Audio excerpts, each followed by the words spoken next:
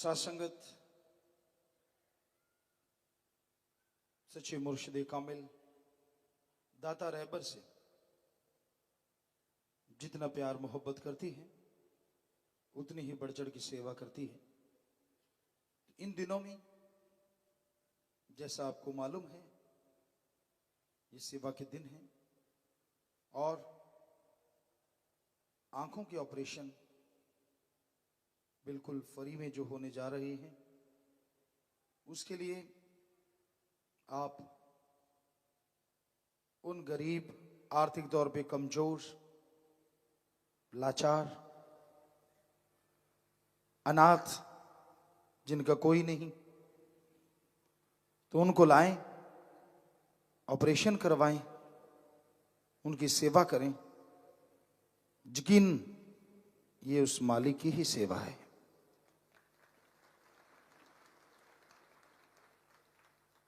मालिक की सेवा आप और किसी भी तरीके से नहीं कर सकते।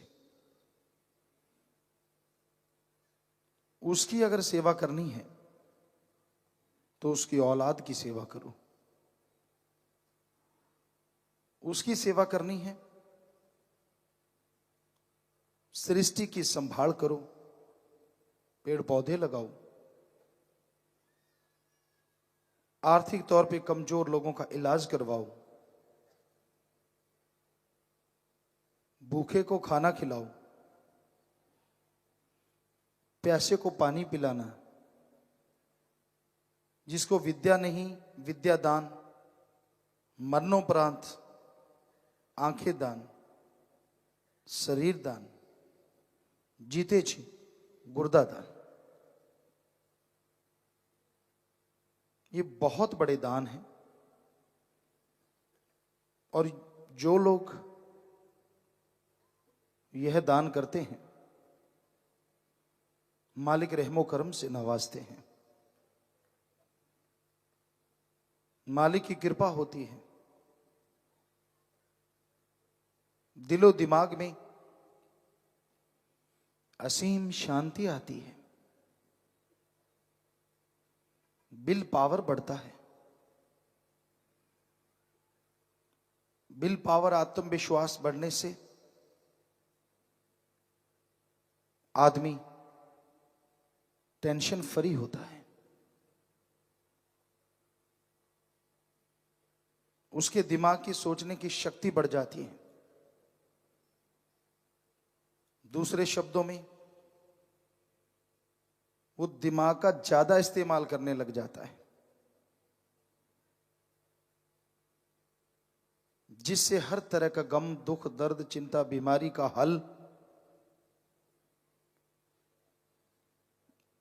इंसान को अंदर से मिलना शुरू हो जाता है और आदमी टोटली टेंशन फ्री हो जाता है, चिंता मुक्त हो जाता है। आज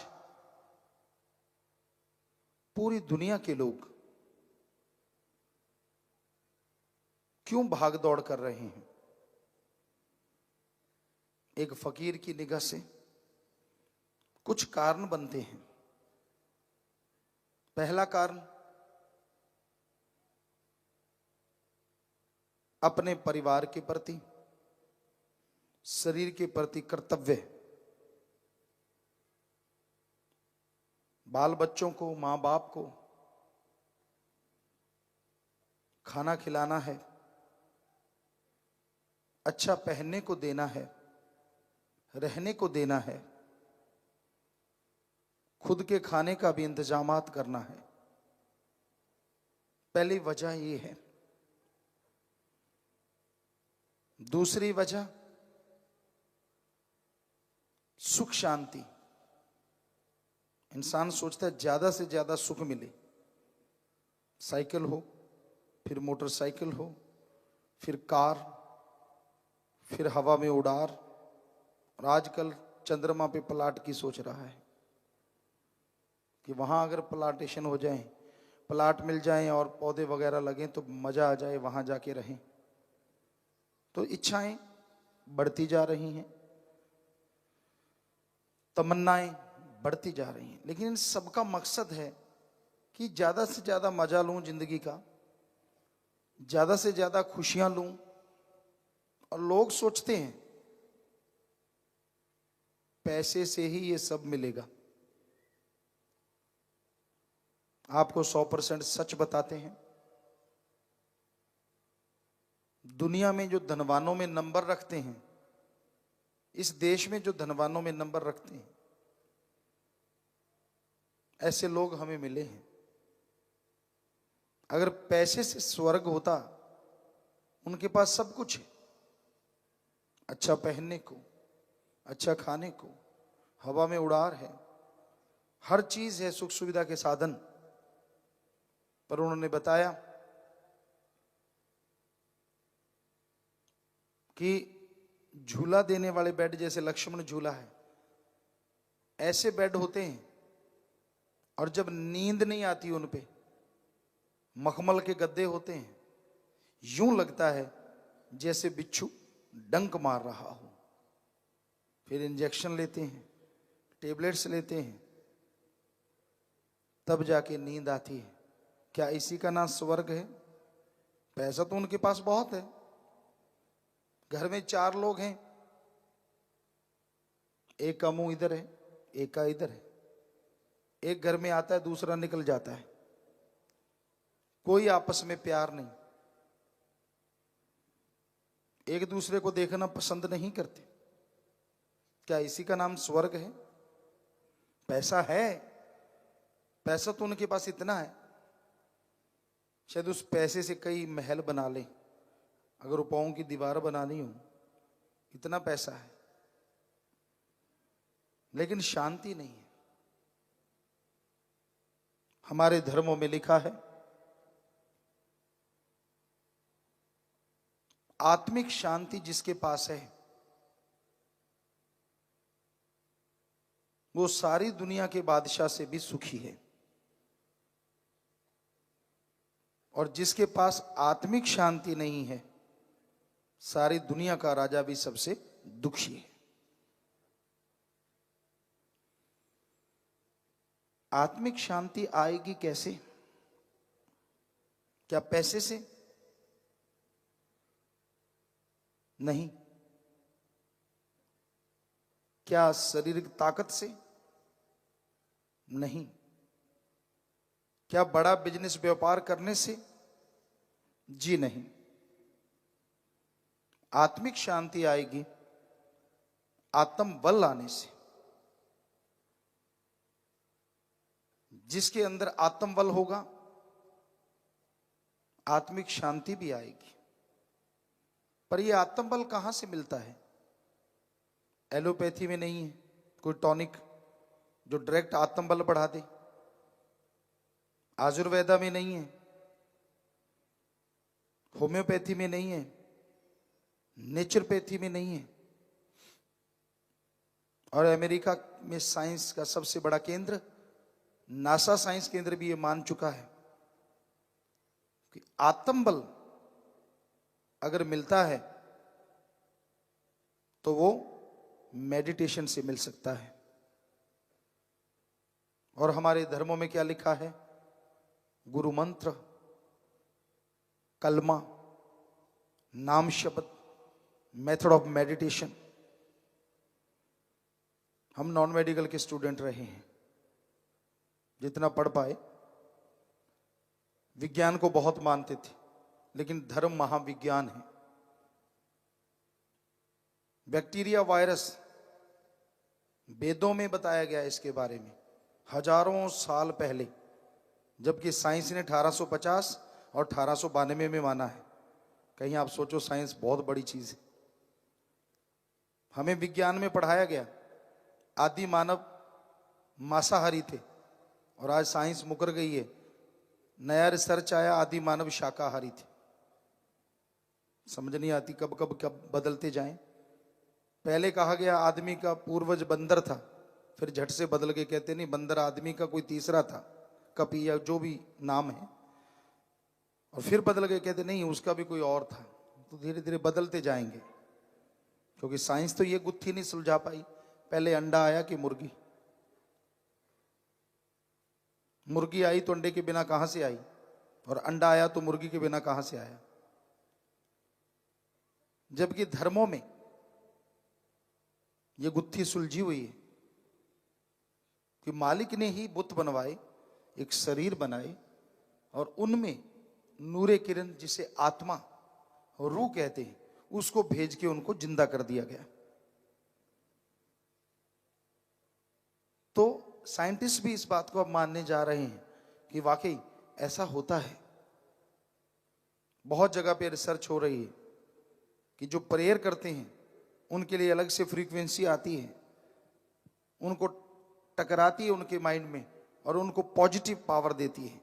ये ऑस्ट्रेलिया या 2-3 देशों के साइंटिस्टों का लिखा हुआ हमारे पास आया कि उन्होंने ये रिसर्च किया है और साबित किया है कंप्यूटर के द्वारा। तो धर्म हमारे महाविज्ञान है, लेकिन धर्म का रिसर्च करो। जैसा घर में पैदा हुआ वैसे धर्म के कपड़े पहन लिए, मूंछ दाढ़ी कटवा ली, रखवा ली, आड़ी तिरछी कर ली, जैसा कोई धर्म, और बन गया धर्म का नुमाइंदा। नहीं, धर्म पे रिसर्च करनी जरूरी है। धर्म महाविज्ञान है। वेदा काल से पहले से भी ये बोला गया लाखों चंद्रमा, लाखों सूर्य, नक्षत्र, ग्रह हैं, जबकि साइंस ने अभी 10-15 साल पहले माना है कि हां ऐसा है, वाकई ऐसा है। और सोचिए वो कितने बड़े साइंटिस्ट होंगे। अभी तक साइंटिस्ट वहां तक नहीं पहुंचे जो राम रावण का काल था। रावण के पास एटम शक्ति थी, परमाणु, और सबसे बड़ी बात, उस एटम परमाणु को वो कंधे पे रखता था हर टाइम। आजकल साइंटिस्ट धरती में दबा के रखते हैं, कहीं इधर ही फट गया तो सारों का बेड़ा ना गर्क हो जाए, और वो कंधे पे टांग के घूमता रहता था। देखिए कितनी बड़ी बात। सफल क्लोन ज्ञाता था रावण। हम उसकी उपमा नहीं कर रहे, साइंस की उपमा कर रहे हैं।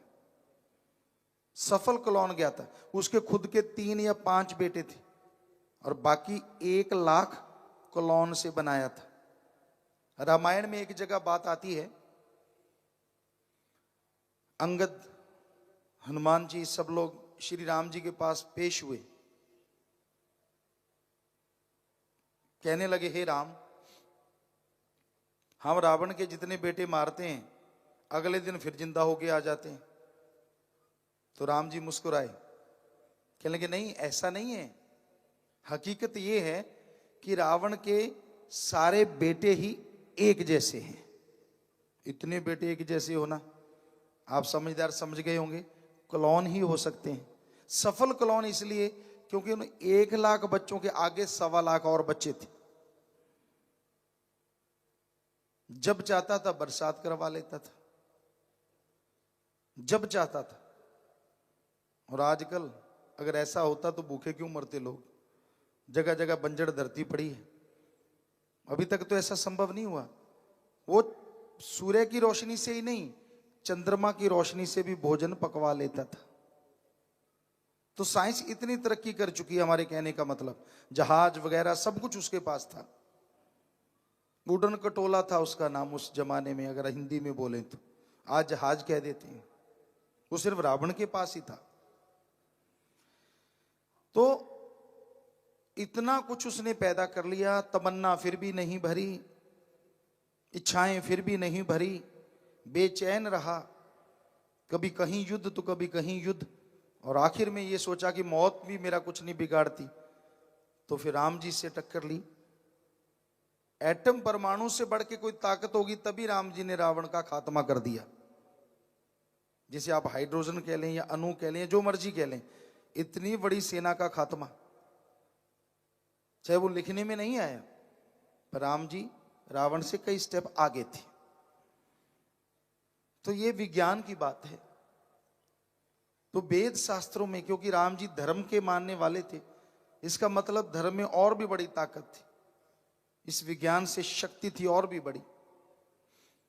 तो आप अनुभव कर सकते हैं, आपके अंदर बहुत ताकतें हैं जिससे आप अनविज्ञ हैं, अनजान हैं। बहुत ताकत आपके अंदर। ये तो विज्ञान मान चुकी है कि आम आदमी दिमाग का 10 से 20% ही इस्तेमाल में लाता है, और उसी में सुपर कंप्यूटर भी बन गए, बहुत कुछ बन गया। अभी 10 से 20% ही काम में लिया है, अब 80% अगर और काम में ले लो तो पता नहीं क्या हो। ये अलग बात, खात्मे के लिए ज्यादा काम में ले रहा है, भले के लिए कम काम में ले रहा है। अगर भले के लिए लिया जाए तो हो सकता है ये गाड़ियां या जो भी चीजें चलाते हैं, ईंधन की जरूरत ही ना पड़े, एक बार डाल दें, जब तक लाइफ है गाड़ी की वो वैसे ही चलती रहे। ऐसा संभव हो सकता है, ऐसा धर्म शास्त्र कहते हैं, धर्मों में आता है।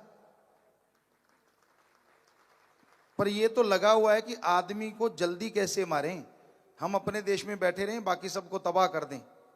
और इस मूर्खों को ये समझ नहीं आती, जब सारे तबाह हो गए, राज किस पे करोगे? मुर्दार लाशों पे या बंजर धरती पे? किस पे करोगे राज जब कोई बचेगा ही नहीं? वो ध्यान में नहीं है।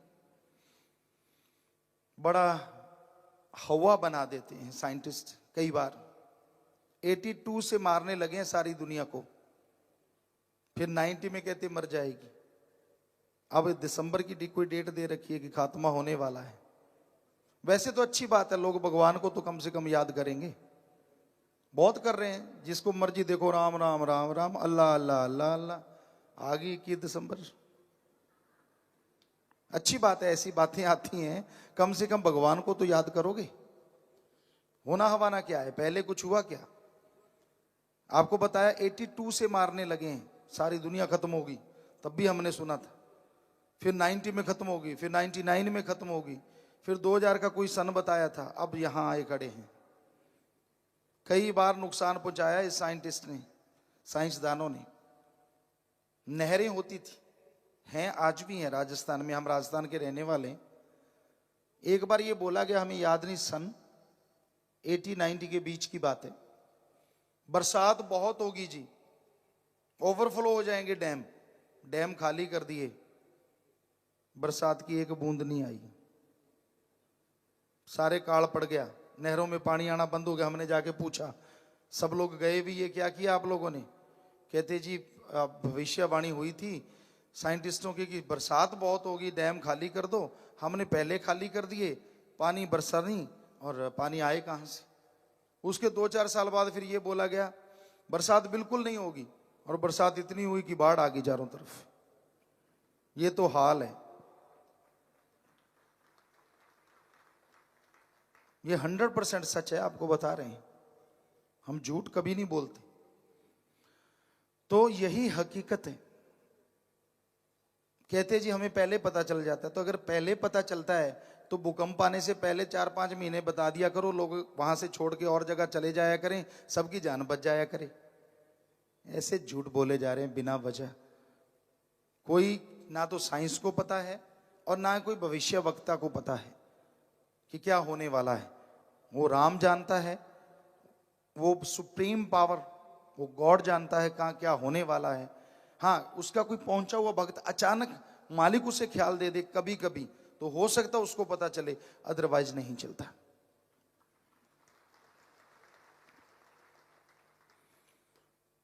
तो यही हकीकत है। आप अपने विल पावर को बढ़ाओ। अगर आपने जिंदगी में खुशियां लेनी है, आत्मबल को बढ़ाओ। जैसे जैसे आत्मबल बढ़ता जाएगा, आपको आत्मिक शांति आती जाएगी और मालिक की कृपा, दया मेहर बरसेगी, जिससे आप दोनों जहां की खुशियों के हकदार बनते जाएंगे।